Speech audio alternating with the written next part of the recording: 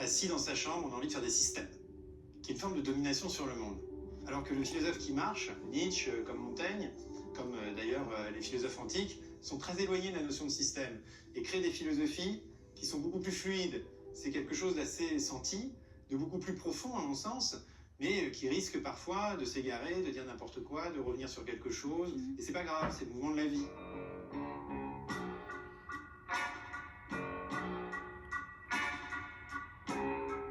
Alors j'ai pas pu vous tourner une vidéo plus tôt d'un bilan de ces 7 jours parce que je suis tombée malade. Vendredi, il y a une semaine, j'ai été au hammam et je sais pas si c'est venu de là ou de plein de choses.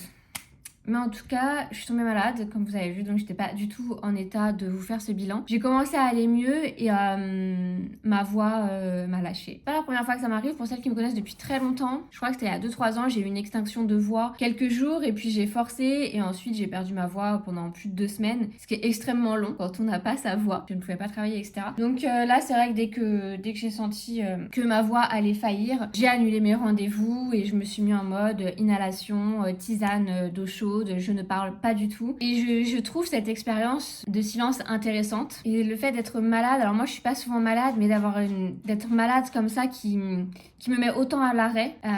Avant de vous faire 2 vidéos par semaine, là quand je suis revenue sur YouTube, je vous ai fait une vidéo où j'ai dit je renais de mes cendres. Et dans cette vidéo, je parle beaucoup de transformation et à quel point finalement je sentais que j'étais dans un processus de transformation mais qui s'avérait être beaucoup plus profond que ce que moi je pensais. Et je pense que dans la maladie et dans la manière dont ça m'a obligée à me mettre à l'arrêt et dans le fait de perdre ma voix. Il y a quelque chose de cette transformation, mais en fait, il y a aussi la résistance à cette transformation. C'est pas si facile d'aller vers quelque chose de peut-être plus grand, de peut-être plus beau, de peut-être plus juste, de peut-être plus aligné. Il y a quelque chose qui paraît évident, c'est là qu'on veut aller et ça fait sens. Mais quand la vie t'amène vraiment à y aller, et ben c'est comme si je croyais y aller et qu'il y avait trop de résistance en moi. Ça a drainé beaucoup d'énergie, ça a bloqué mon corps jusqu'à me mettre à l'arrêt. J'ai pas la réponse à tout sur cette question, mais c'est vrai que ça m'interroge. Et je pense que même si des fois on veut aller vers quelque chose, en fait, de rassurer le système nerveux, qui est l'ancien système nerveux, qui fonctionne selon certaines modalités d'anciens schémas, et ben c'est pas évident. C'est pas évident et je pense qu'une transformation ne se fait pas du jour au lendemain. Alors je vous parle de transformation, vous allez pas me voir me métamorphoser, avoir une vie complètement différente, etc. Mais c'est dans vraiment la réalisation de soi ou dans qui on est ou ce à quoi on accède profondément de soi. C'est une step à passer, mais cette step-là, cette étape-là, cette marche-là, qui est très belle, me demande de renoncer à beaucoup de choses auxquelles je tiens, qui sont des parts de moi, même si c'est pas les plus belles. Des choses, même si je sais qu'elles me font pas du bien, ben j'y suis attachée. Donc je pense que cette maladie est intervenue un peu dans ce cadre-là. Et en tout cas, pour moi, il y a beaucoup de perturbations en ce moment. J'essaye de les accueillir pleinement. Je sais que c'est la résistance qui nous met en difficulté, qui nous fait nous sentir pas bien, etc.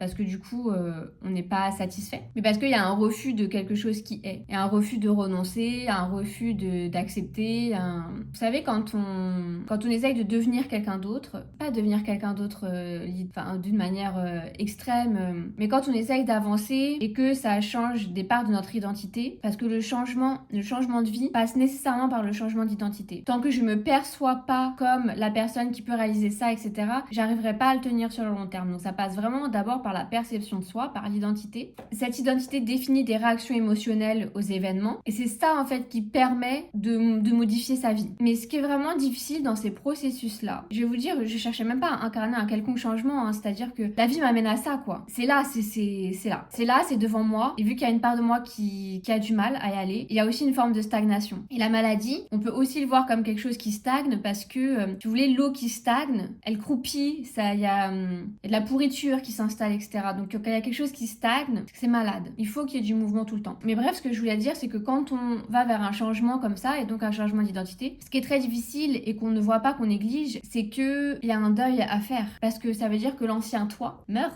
Merci pour ce que t'as fait. Moi aujourd'hui, on va vers autre chose. Sauf que la vie trouve toujours un chemin. On se laisse pas mourir comme ça. Il n'y a pas une identité, une part de soi qui va accepter de mourir comme ça. Donc elle va trouver tous les mécanismes possibles et imaginables pour rester en vie. Et elle est convaincante et soi-même, on a envie de la garder en vie parce que c'est pas facile, parce que pas facile de faire un deuil. Donc bref, cela étant dit, par rapport à Instagram, les 7 jours sur Instagram... Attendez, j'ai un message.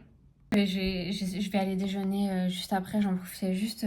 Donc, par rapport à ces 7 jours sur Instagram, du coup, je peux même vous donner un peu la suite. Les 7 jours sur Instagram en soi, il y a des moments où ça a été un peu où j'avais envie de scroller parce qu'il y avait des états de fatigue ou des états émotionnels ou la maladie, etc., qui faisaient que j'avais juste envie de scroller. J'ai trouvé ça intéressant de pas pouvoir le faire parce que du coup, j'ai fait d'autres choses. Je fais pas mal de travaux créatifs et manuels. J'ai écrit d'une nouvelle manière, mais ça, je voudrais peut-être vous faire une vidéo par rapport au carnet. Dites-moi en commentaire si ça vous intéresse que je vous parle des carnets journaling, d'écriture ou autres. Dites-moi ça en commentaire et je ferai éventuellement une autre vidéo. J'ai trouvé que du coup j'avais quand même ce truc de scroller, donc j'allais scroller Pinterest, notamment le soir du coup je scrollais Pinterest, mais c'était sympa, ça durait 15 minutes et puis je me couchais et puis je dormais et puis je dormais bien et voilà quoi. Tandis qu'Instagram, tu sais, tu peux rester 1 heure à scroller, c'est... voilà. Et ça altère en plus ton sommeil parce que il y a toutes ces images qui bougent, il y a le bruit, etc. Tandis que Pinterest, voilà, je vois des trucs qui m'inspirent, que j'aime bien, Et je me suis dit peut-être que je vais continuer comme ça de rester sur Instagram et je vais faire un recalibrage petit à petit, en mode, bon bah il y aura moins de Vinted, il y aura moins de Pinterest parce que du coup je pallie avec ça. Et ça empiète un peu sur l'expérience que je voulais faire parce qu'il y avait, d'une certaine manière, je sentais que j'allais accéder à une meilleure qualité de vie. Et ça empiétait, même si ça prend quand même beaucoup moins de temps. Il me semble que avant de commencer le challenge des 7 jours, j'étais à 6 heures de temps d'écran par jour et que je suis passée à 4 heures. Mais 4 heures, ça reste quand même beaucoup, je trouve, surtout sans appli. Bon, après, il y a WhatsApp qui prend, il y a un jour, j'ai vu que WhatsApp, ça prenait 2 heures parce que les messages vocaux, bon, ça va très vite, etc. Donc, c'est pas du temps d'écran pur, mais voilà. Et une fois que j'ai eu fini les 7 jours, j'avais pas spécialement envie de revenir sur Instagram, mais petit à petit, là, hier, quand c'était avant-hier que j'avais plus de voix, j'ai repassé du temps à scroller et tout. J'ai apprécié, c'était sympa. Et à la fois, je me suis dit, mais merde, regarde le temps que ça a pris. Et donc, j'aimerais aller plus loin dans cette expérience de couper Instagram. Le truc, c'est que là, je me suis dit, ok, bah maintenant j'ai le droit, mais je veux plus y passer autant de temps qu'avant. Mais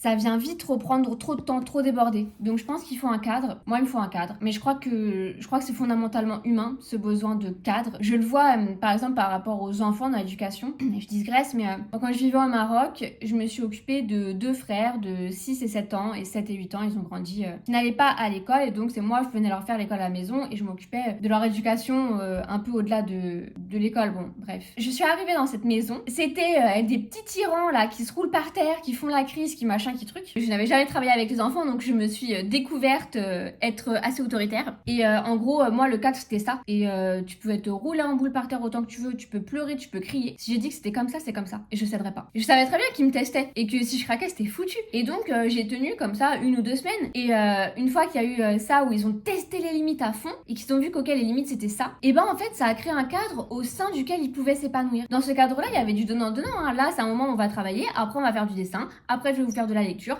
après on va jouer, etc. Machin. Et chaque chose avait sa place. Et c'était, ça a été hyper appréciable de les voir s'épanouir dans ce cadre-là. Et je pense que le gamin, quand il se roule par terre, quand il crie, quand il fait des crises, quand il réclame ci, quand il réclame ça, je crois pas qu'il soit heureux à ce moment-là. En fait, une fois que le cadre est posé et défini, il a pu aller chercher les limites et tester les limites. Les limites, il les connaît. Donc ce point-là est réglé et il peut s'épanouir au sein de ce cadre. Et dans les groupes, c'est pareil. Pour qu'un groupe fonctionne, il faut qu'il y ait un cadre. Et moi, c'est pareil. Je fonctionne avec des cadres. J'ai besoin de certains cadres au sein desquels m'épanouir. Et ça, je vous en parlerai peut-être plus, notamment avec la morning routine. Dites-moi aussi en commentaire si vous voulez que je vous parle de la morning routine. Ça fait partie des cadres qui sont fondamentales pour moi. Ouais, je vais vous faire une vidéo là-dessus. Mais encouragez-moi quand même à le faire en commentaire. Ça me donnera encore plus de peps pour le faire rapidement. Donc, ouais, je pense qu'il faudrait un cadre. Je sais pas, je me dis peut-être définir 2 jours par semaine où j'ai le droit d'aller sur Instagram. Ça veut pas dire que je vais passer ma journée dessus. Mais pour que les autres jours, en fait, si vous voulez, c'est la facilité de choisir d'aller sur Instagram et on y va et voilà, on se pose pas la question. Alors que pendant mes 7 jours où j'avais pas le droit, j'allais pas y aller et je voulais tenir mon engagement et donc je vais chercher des alternatives, je vais faire d'autres choses. Et quand je me rends compte que je fais autre chose, bah je suis contente quoi. Et c'est pour ça que des fois quand j'avais finalement scrollé Pinterest ou Vinted, je me disais ah je passe à côté vraiment du truc quoi. Donc à voir comment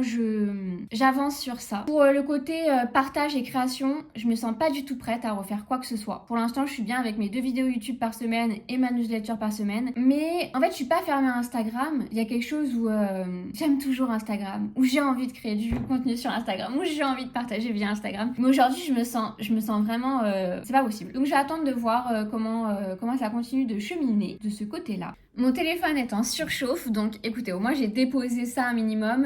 C'est pas un bilan hyper bien structuré. Si je devais le résumer en 2 mots, expérience hyper intéressante. L'importance d'avoir un engagement et de tenir son engagement. À plein de moments, j'aurais pu craquer, mais mon engagement était plus important. Mon engagement et l'envie d'expérimenter pleinement. Parce qu'effectivement, se dire, ah, je vais réduire Instagram, ça crée pas vraiment l'opportunité de créer autre chose de sa vie. Et moi, je sens vraiment que ça peut apporter plus de qualité de vie. Je me sens peut-être plus connectée dans du concret, dans du réel. Je vous ai partagé le fait que j'ai aimé acheter des magazines, être dans les magazines, etc. Ouais, je sens que ça peut vraiment m'apporter quelque chose, que là, mon cadre était peut-être pas suffisamment défini, pas suffisamment stable, et je vous tiens au courant de l'évolution de cette expérience. Donc si t'es pas encore abonné, abonne-toi, on va continuer de cheminer ensemble vers comment créer une vie plus épanouissante, finalement, parce que c'est toujours ça le but, plus en paix. Dites-moi en commentaire si vous voulez que je fasse une vidéo sur les carnets et une vidéo sur la morning routine. On se retrouve mardi pour une vidéo réflexion introspection et vendredi prochain pour un nouveau vlog sur expérimenter la vie sur Instagram. D'ici là, prenez soin de vous et voilà. Bye.